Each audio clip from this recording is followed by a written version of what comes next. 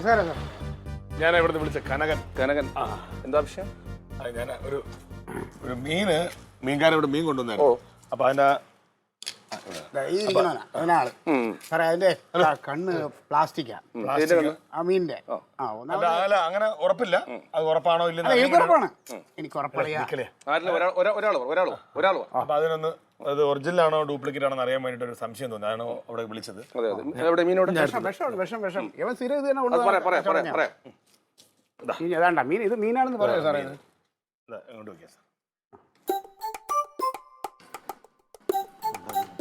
ഈ കണ്ണ് ചെറിയൊരു സംശയം തോന്നിയായിരുന്നു. അതാണ് എനിക്ക് ഉറപ്പാണ്. സംശയമൊന്നും വേണ്ട.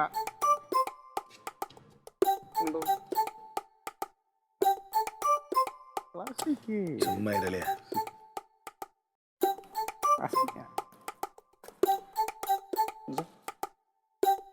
പ്ലാസ്റ്റിക് എന്നാരാ പറഞ്ഞു? അപ്പൊ പ്ലാസ്റ്റിക് അല്ലേ? ഇത് ഒറിജിനലാണ്. നല്ല പച്ച മീൻ. ഇന്ന് രാവിലെ പിടിച്ച മീൻ. അയ്യോ, കനകായിട്ട് പ്രശ്നം അറിയാമോ? സത്യദിവസനല്ലേ?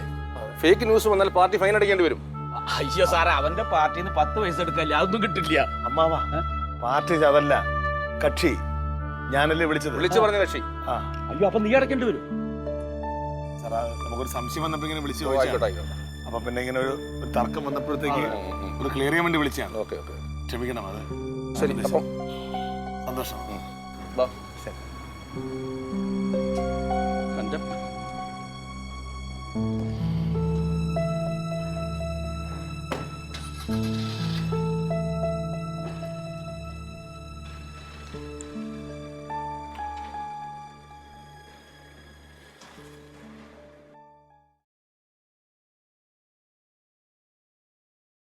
ആ കണ്ണെടുത്ത് ഇങ്ങോട്ട് വായിലോട്ട് ഇട്ട് കൊടുക്കട, തിന്നട്ടെ.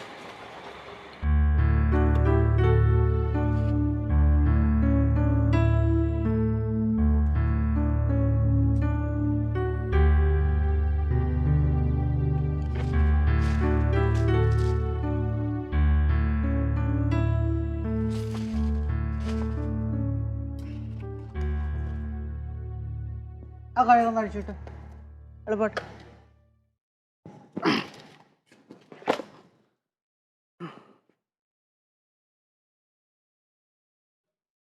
ഒരു 3000 രൂപ ഞാൻ തരണം.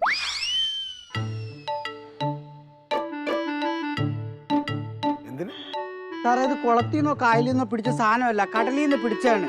എന്റെ ലാഭം ഞാൻ ചോദിച്ചില്ല, മുതല് മാത്രമേ ചോദിച്ചുള്ളൂ. ഇവിടുത്തെ വെയിൽ മൊത്തം കൊണ്ട് അത് ചീഞ്ഞ്. ഇനി ഈ മീൻ ആരും എടുക്കത്തില്ല. ഒരു 3000 രൂപ എനിക്ക് സാറ് തന്നേ പറ്റും. അതിന് ഞാനെന്തിനു തരുന്നേ? ഞാനല്ലോ പ്രശ്നം ഉണ്ടാക്കിയത്. സാറേ, ഈ തലയ്ക്ക് വെളിവില്ലാത്തതിനോട് പറഞ്ഞിട്ട് കാര്യമില്ല. സാറിനാകുമ്പോൾ തലയ്ക്ക് വെളിവുണ്ട്, വിവരമുണ്ട്. അതുകൊണ്ടാണ് ഞാൻ സാറിനോട് പൈസ ചോദിച്ചത്.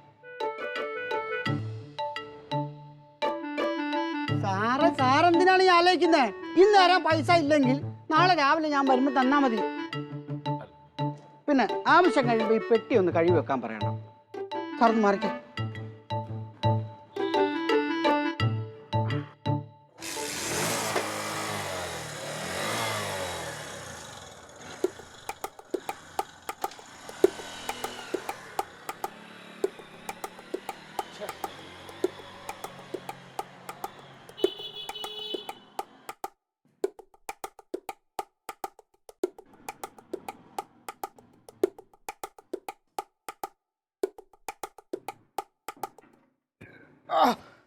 അയ്യോ.